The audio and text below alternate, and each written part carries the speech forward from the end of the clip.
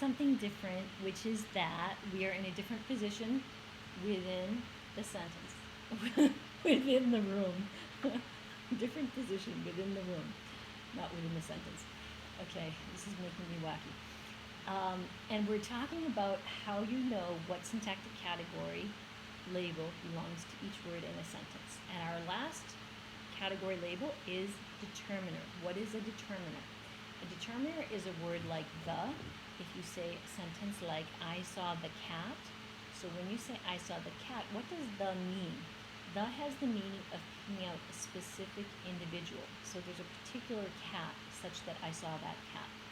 And if I walk into a room and I start talking with people and my initial sentence is something like, oh, I saw the cat yesterday, people are going to look at me like I'm kind of weird because they're going to be thinking to themselves, what cat? What are you talking about? Unless the day before or sometime in the past, I was talking with this group of people about a cat, and we're always talking about this cat, and so whenever we see each other, we're like, oh, how's the cat? And somebody else says, oh, the cat's doing good. In that environment, it would be natural, because think of what's going on there. You assume that there is one particular cat that you're talking about.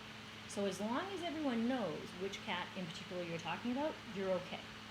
But if you do not have that background information, then it's really weird, right? So if somebody comes up to you on the street and they say, I saw the dog, which dog? Why are you giving me this information? So we haven't had a conversation about a dog before. It doesn't make any sense. However, notice that you can say, I saw a dog, right? You could start out a conversation, hey, how you doing? I saw a dog. And that's not weird because is an indefinite determiner, and it does not assume that you have prior information about the noun that it's modifying. So if I come up to you and I start saying, yeah, I saw a cat yesterday, it was yellow and brown, and it was really vicious, and it did this and that, and blah, blah, blah, that's going to work because I'm establishing the reference at the beginning with the indefinite determiner. So we have the following syntactic test for determiners. If you can have the word in this position, he wrote blank other book or books, either one, singular or plural here. If you can have it in this blank position, then it's a determiner. So he wrote the other book. You know that the is a determiner. He wrote another book. Then you know that an is a determiner. He wrote some other books. He wrote many other books. Anything that you can fit into that position, and typically it tells you whether something is new information or old information, or it tells you the quantity of something. So a lot of something, a little of something, a medium amount, that is the type of word that you predict to find in the determiner position. So as you go through sentences, you're going to find nouns that will be modified by what? An adjective, and nouns that can be modified by a determiner, because when you have the phrase the cat, the is speaking out a specific cat. It's a determiner in that position. Determiners must occur before adjectives in English.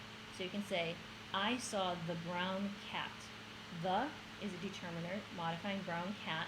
Brown is an adjective modifying cat. However, notice that you cannot say, I saw Brown the cat. I mean, you can say, I saw Brown the cat. In other words, the name of the cat is Brown, and I saw Brown the other day, Brown the cat. It's like saying, marry my friend, or something like that. That's possible, but notice that the meaning is different there, right? So if you want to just have the sequence of a determiner and an adjective within a noun phrase in English, the only option that you have is to have the determiner first, then the adjective, then the noun. So for example, if you have the hilarious movie, and you try to instead say hilarious the movie, you get that feeling again of, okay, well maybe if you called the movie, if you gave it the name hilarious, then you could have that sequence, but that doesn't mean the same thing as the hilarious movie. Or if you put the adjective at the end, so the movie hilarious. I saw the movie hilarious. Notice if you did that translation into Spanish and many other languages, that would be possible. You could have the adjective following the noun. But in English, generally speaking, we need to have it precede the noun. So, determiner, adjective, noun. What if you have the determiner at the end of the noun phrase? I saw the purple book. I saw purple book the. That just sounds completely bizarre, right? If somebody came up to you and said, I saw purple book the, you'd just kind of look at them and you'd be thinking to yourself, why did that person say that in the way they said it?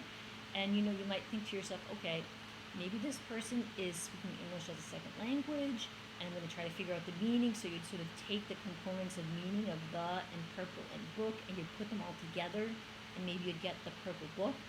So you could, if you work on it and you think about it, figure out what it is that somebody intends when they use a sentence that is not a natural sentence of English. But for our purposes, what is important is that we have this feeling, this gut intuition, that when you have a sentence like that, I saw purple book that sounds like a very odd sentence in English. It's one that we wouldn't naturally say. So we say that the rules of English, the processes of grammar of English, do not generate that sentence. They generate the sentence with the determiner, the adjective, and then the noun at the end. Okay, we'll be back with more English grammar soon. Thank you.